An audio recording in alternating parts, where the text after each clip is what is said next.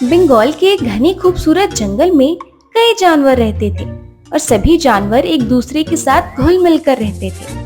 उस जंगल में एक सफेद हाथी भी रहा करता था, जो बड़ा घमंडी और अहंकारी था।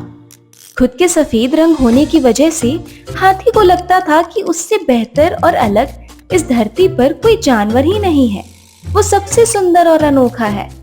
सफेद हाथी इतना घमंडी था कि वह ना तो किसी जानवर के साथ बैठता, ना ही किसी से सीधे मुंह बात करता था।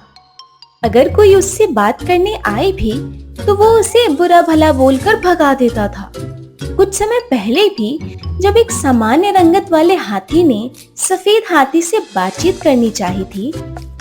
हाथी भाई चलो तालाब में नहाने चलते हैं। इस टाइम तालाब का पानी ठंडा होगा, बहुत मजा आएगा नहाने में। तुम पागल हो क्या? मुझे और खुद को देखो, मैं कितना सुंदर और सबसे अलग। तुम एक सामान्य रंग के हाथी, तेरी मेरी कोई तुलना भी नहीं है। तू जा अपना काम कर। इसके बाद वो हाथी वहां से उदास होकर चला जाता है।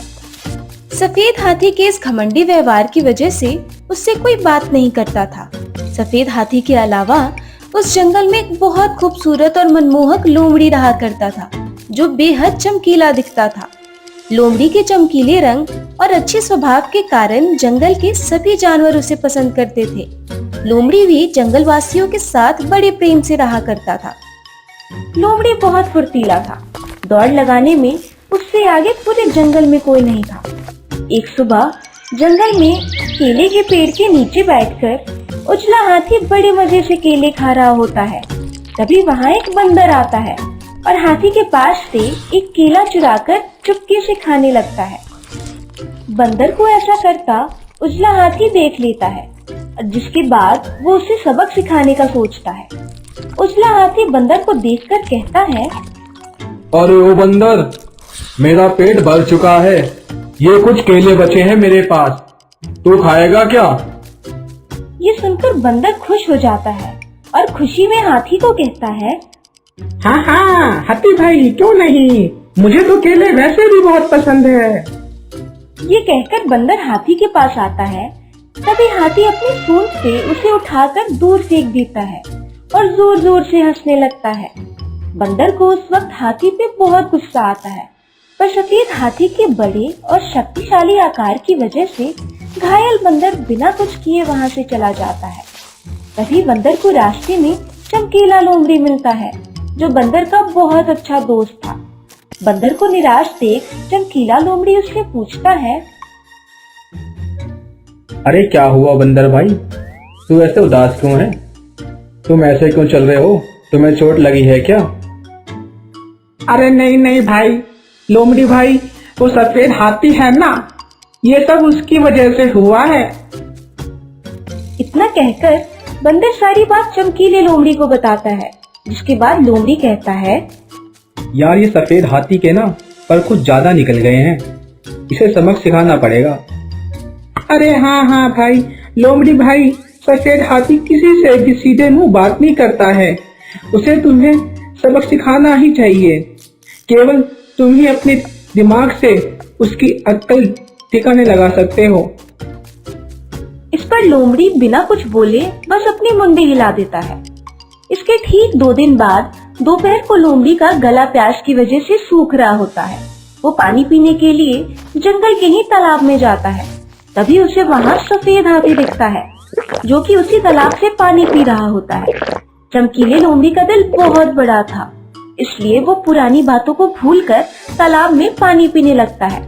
चमकीले लोमड़ी को अपने साथ पानी पीता देख जलनशील हाथी को गुस्सा आ जाता है और वो गुस्से में लोमड़ी को कहता है, ओए लोमड़ी, तुझे दिख नहीं रहा कि अभी मैं पानी पी रहा हूँ?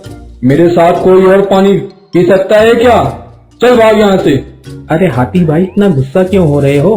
तुम पानी पियो, तुम्हें पानी पीने के लिए कोई रोक थोड़ी रहा है। आप पियो पानी, पर यह कोई बात नहीं होती है कि अगर तुम पानी पी रहे हो तो हम पानी नहीं पी सकते। तुम भी तो जानवर ही हो ना। ये सुनकर सफेद हाथी गुस्से से आग बबूला हो जाता है, जिसके बाद वो लोमड़ी को कहता है, देख लोमड़ी, मुझसे पंगा मत ले, मैं ऐसा वैसा हाथी नहीं हूँ, सफेद रंग का हाथी हूँ। जो बहुत मुश्किल से मिलता है देखने को। तुम लोग बहुत किस्मत वाले हो जो मुझे देख पा रहे हो। चलो अब हटो यहाँ से, मुझे पानी पीने दो और दोबारा ये गलती मत करना। ओ सफेद हाथी भाई, अगर आप सफेद हैं तो मैं भी चमकीला हूँ, मैं भी चमकीला लोमड़ी हूँ, मैं भी और लोमड़ियों से सबसे अलग हूँ। अबे चल, क्या खास है तू? क्या तू मेरे जितना भारी वजन अपने पीठ पर उठा सकता है? अच्छा, क्या तुम मेरी तरह तेज दौड़ सकते हो? मैं एक बार में बहुत सारा खाना खा सकता हूँ, क्या तू खा सकता है? अच्छा, मैं जितनी लंबी छलांग मार सकता हूँ, क्या तुम लगा पाओगे? इसी के साथ दोनों अपनी अपनी विशेषताएं बताने लग जाते हैं।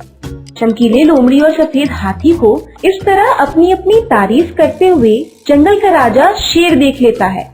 तभी राजा शेर उन दोनों के पास जाकर कहते हैं, तुम दोनों आपस में इतना क्यों लड़ रहे हो? राजा शेर, इस लोमड़ी को आप बता सकते हो कि मैं कितना खास हूँ, कितना शक्तिशाली हूँ?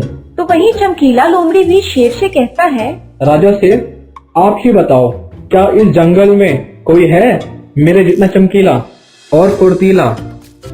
दोनों की बातें सुनकर राजा शेर के दिमाग में एक आइडिया आता है, जिसके बाद वो कहते हैं, तुम दोनों लड़ाई करना बंद करो और शांत हो जाओ। अभी पता चल जाएगा कि सफेद हाथी ज्यादा ताकतवर है या चमकीला लोमड़ी। वो कैसे राजा शेर? तुम दोनों को पास के एक जंगल में तालाब है, वहाँ तक रेस लगाना होगा। तुम दोनों में से जो भी वहाँ पहले पहुँचकर पानी पी लेगा वो ये रेस जीत जाएगा और तुम दोनों में से शक्तिशाली कहलाएगा। ये सुनते ही सफेद हाथी और लोमड़ी दोनों तेजी से तालाब की ओर निकल पड़ते हैं। भारी शरीर होने की वजह से सफेद हाथी से पहले चमकीला लोमड़ी वहाँ पहुँच जाता है, पर लोमड़ी जैसे ही पानी में कूदकर पानी पीने जाता है, उसका पैर पानी में पहले से घात लगाए मगरमच्छ के मुंह में जाकर पड़ता है और मगरमच्छ उसके पैर को अपने नुकीले दांतों से दबाने लगता है। चमकीला लोमड़ी जैसे तैसे मगरमच्छ से अपनी जान बचाकर बाहर निकलता है। इतने में ही वो देखता है कि सफेद हाथी भी वहाँ आ चुका है। हाथी लोमड़ी को देखकर कहता है, अरे लोमड़ी, तू यहाँ पहुँच भी गया और फिर भी पानी के अंदर नहीं गया, क्या हुआ? डर गया क्या? अरे हाथी भाई, पानी के अंदर मगरमच्छ है, मैं बड़ी मुश्किल से अपनी जान बचाकर बाहर निकला हूँ। तुम भी पानी के अंदर मत जाओ, नहीं तो वो तुम्हें भी काट लेगा। लोमड़ी की बातें सुनकर हाथी हंसने लगता है और कहता है, हा हा हा हा, तेरी सब चाल समझ गया हूँ लोमड़ी। मैं पानी में ना जाऊं इसलिए तू नाटक कर रहा है, पर एक बात समझ ले, जीतूंगा तो मैं ही, क्योंकि मैं इस जंगल का सबसे शक्तिशाली हूँ और सबसे अनोखा जानवर हूँ। इतना कहकर सफेद हाथी पानी में कूद जाता है और पानी पीने वाला ही होता है कि उसका पैर वो मगरमच्छ पकड़ लेता है। सफेद हाथी दर्द से छटपटाने लगता है, क्योंकि मगरमच्छ के नुकीले दांत सफेद हाथी के पैर के अंदर धंस चुके थे। ये देख लोमड़ी अपना शातिर दिमाग चलाकर जंगल के सभी जानवरों को वहाँ इकट्ठा कर लेता है और सारे जानवर सफेद हाथी को छुड़ाने के लिए मगरमच्छ पर पत्थर चलाने लगते हैं। पत्थर की चोट से घायल होकर मगरमच्छ हाथी का पांव छोड़ देता है और वहाँ से भाग जाता है। इसके बाद सफेद हाथी तालाब से बाहर आ जाता है और चमकीले लोमड़ी से कहता है, लोमड़ी भाई, मैं अपने आप को सबसे शक्तिशाली समझता था, पर आज तुमने मेरी आंखें खोल दी। सिर्फ रंग सफेद होने से मैं सबसे अलग नहीं हूँ तो मैं भी ही एक हाथी। मैं हमेशा अपने रंग के अकड़ में दूसरे जानवरों को नीचा दिखाता था, पर आज तुम सब ने ही मिलकर मेरी जान बचाई, तो तुम सबका बहुत बहुत शुक्रिया मेरी जान बचाने के लिए और मेरी आंखें खोलने के लिए। उस दिन के बाद से सफेद हाथी ने कभी अपने रंग पर घमंड नहीं किया और सभी जानवरों के साथ मिलजुल कर रहने लगा। तो इस कहानी से हमने ये सीखा कि हमें कभी भी किसी भी चीज के होने का घमंड नहीं करना चाहिए, क्योंकि अगर एक बार घमंड हमारे मन में बैठ गया तो हमारा हाल भी पानी में छटपटाते सफेद हाथी जैसा हो जाएगा।